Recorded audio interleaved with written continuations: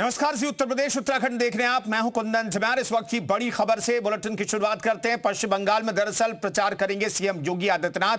12 अप्रैल से चुनावी अभियान की शुरुआत करेंगे। पश्चिम बंगाल में दरअसल 20 चुनावी सभाएं मुख्यमंत्री योगी आदित्यनाथ की प्रस्तावित हैं। ममता के गढ़ में सीएम योगी भरेंगे हुंकार। पश्चिम बंगाल में 2 चरणों में दरअसल वोटिंग कराई जानी है। 23 और 29 अप्रैल को मतदान होगा और उससे पहले मुख्यमंत्री योगी आदित्यनाथ 20 चुनावी सभाएं पश्चिम बंगाल में करेंगे। 4 मई को दरअसल चुनाव के नतीजे घोषित किए जाएंगे। पश्चिम बंगाल में सीएम की भारी डिमांड है, इसलिए 20 रैलियां चुनावी सभाएं मुख्यमंत्री योगी आदित्यनाथ की प्रस्तावित हैं। प्लान तैयार किया गया। स्टार प्रचारक के तौर पर 12 अप्रैल को विष्णुपुर से चुनावी अभियान की शुरुआत करेंगे मुख्यमंत्री योगी आदित्यनाथ।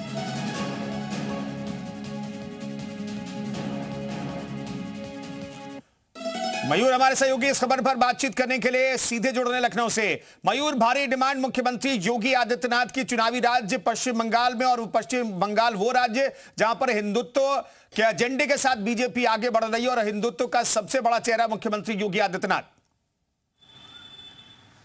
हाँ बिल्कुल, इसमें कोई दो राय नहीं है कि हिंदुत्व का सबसे बड़ा चेहरा सीएम योगी आदित्यनाथ हैं। और अब बंगाल के चुनावी रण में उत्तर प्रदेश के सीएम योगी आदित्यनाथ भी उतरने जा रहे हैं। भारतीय जनता पार्टी उनको प्रमुख स्टार प्रचारक के चेहरे के तौर पर लेकर जा रही है। 12 अप्रैल से उनकी जो रैलियां हैं उसकी शुरुआत होगी और लगभग 20 प्रमुख स्थलों पर वो जनता को संबोधित करते हुए नजर आएंगे, क्योंकि जिस तरीके से बंगाल में लगातार हिंदुत्व की बात होती है और भारतीय जनता पार्टी तमाम बड़े मुद्दे वहां पर उठाती है, जिसमें सबसे प्रमुख होता है हिंदुत्व। और हिंदुत्व का सबसे बड़ा चेहरा इस समय सीएम योगी आदित्यनाथ पूरे देश में है।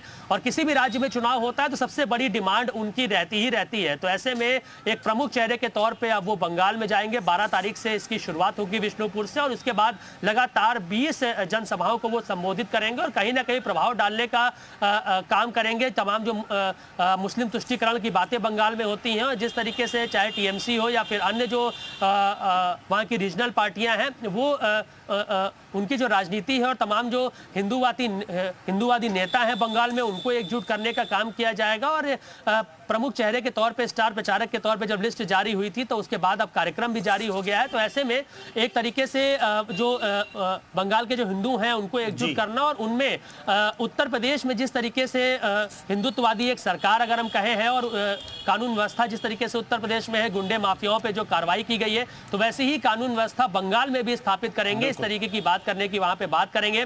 और गुंडे माफियाओं पे जो कार्रवाई उत्तर प्रदेश में जिस तरीके से हुई है, बुलडोजर जिस तरीके से यहाँ पे चल रहा है, कुछ उसी लय पर बंगाल में भी आगे की कार्रवाइयां करेंगे अगर बंगाल में बीजेपी की सरकार आती है। तो ऐसे में जो तमाम मुद्दे उत्तर प्रदेश से संबंधित हैं उनको भी वहां पर बताने का काम करेंगे। और सबसे बड़ा हिंदुत्व का चेहरा और क्योंकि स्टार प्रचारक हैं और जिस तरीके से जोश भरने का काम करते हैं सीएम योगी आदित्यनाथ कार्यकर्ताओं नेताओं में, तो कहीं ना कहीं उनसे भी वो मोटिवेट होंगे। और 20 रैलियां जब वो करेंगे तो एक बड़ा प्रभाव बंगाल के चुनाव पर भी वो डालने वाले हैं।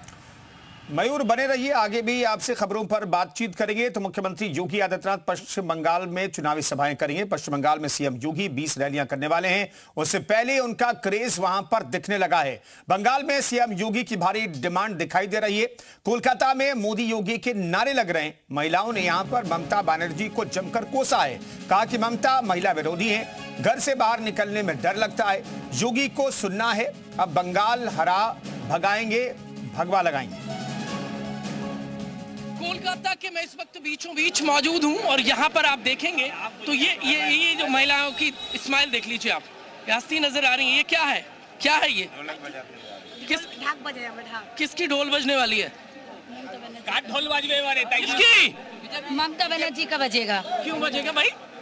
इतना काम किया है, उसको जाना चाहिए, इसलिए हम ढोल बजा के उसको वितरित करेगा। योगी वाला बुलडोजर यहाँ भी चाहिए। जैसे उत्तर प्रदेश में हमारी बहनों के ऊपर में अगर कोई अत्याचार होता है तो उस घर पे बुलडोजर चलता है। योगी बाबा का बुलडोजर सब जगह चलना चाहिए। सबसे पहले कालीघाट में ममता दीदी का घर का ऊपर चलना चाहिए। जब हम लोग का बीजेपी सरकार आएगा तो ऊपर चलना चाहिए, उसके घर के नहीं, उसके रोड में सुलह के ना, उसके ऊपर चलाना